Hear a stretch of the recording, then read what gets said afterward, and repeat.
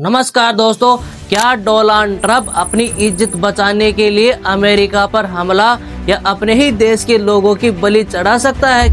क्या अमेरिका में एक 91 जैसा हमला हो सकता है फिर से, जिसकी स्क्रिप्ट ईरान में नहीं बल्कि खुद वाशिंगटन के बंद कमरों में लिखी हुई है? क्या America Israel versus Iran war में अमेरिका एक डिजिटल फॉल्स फ्लैग यानी बड़े साइबर लगवा सकता है क्या अमेरिका? अब आपके मन में एक सवाल जरूर आएगा कि अमेरिका ऐसा क्यों करना चाहेगा। लेकिन दोस्तों, मैं आपको बताना चाहूँगा पिछले कुछ 48 घंटों में अमेरिका में कुछ ऐसा हुआ कि आपको मैं इस वीडियो में बताऊंगा। चाहे वो बात डोनाल्ड ट्रंप के खास अफसरों की इस्तीफा के बारे में क्यों ना हो, या फिर ईरान का स्लीपर सेल्स का वो डर हो, यह इस युद्ध को ऐसे मोड़ पर ला रहा है कि जहां पर शक की और हकीकत की लकीर मिट रही है, जहां पर अमेरिका यह कह रहा है कि युद्ध हम जीत रहे हैं, दूसरी तरफ यह दिख रहा है कि अमेरिका के अंदर ऑयल की कमी के कारण अमेरिका की कमर तोड़ दी एकदम से ही। अमेरिका में ऑयल की कीमतें इतनी बढ़ गई कि अमेरिका की पूरी तरह से कमर टूट चुकी है। वो पहली बार ऐसी दलदल युद्ध में फंस गया कि उसकी सेना न तो जीत पा रही है और न ही हार पा रही है।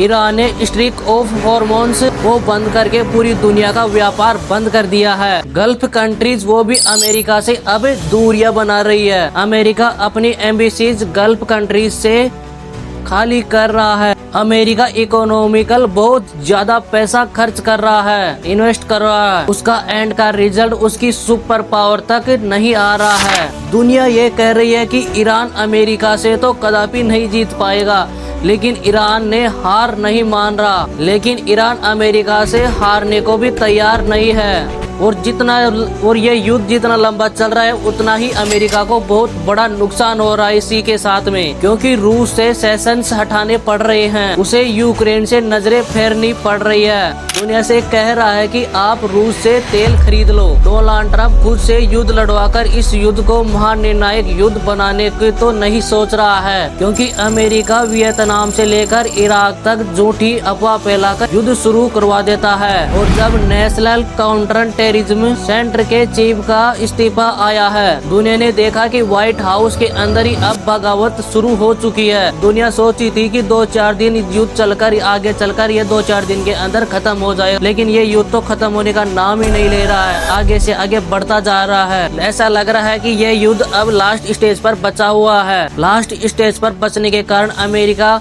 अपने खुद के ऊपर हमला करवा सकता है ताकि वह जीत का जश्न मना सके, क्योंकि धीरे धीरे जो देश युद्ध कर रहे थे उनके पास अब हथियारों की कमी आ गई, जो अमेरिका थोड़ा बहुत उनको भड़काकर अपने ऊपर हमला करवा सकता है और आखिरकार में वह अपनी जीत हासिल कर सके।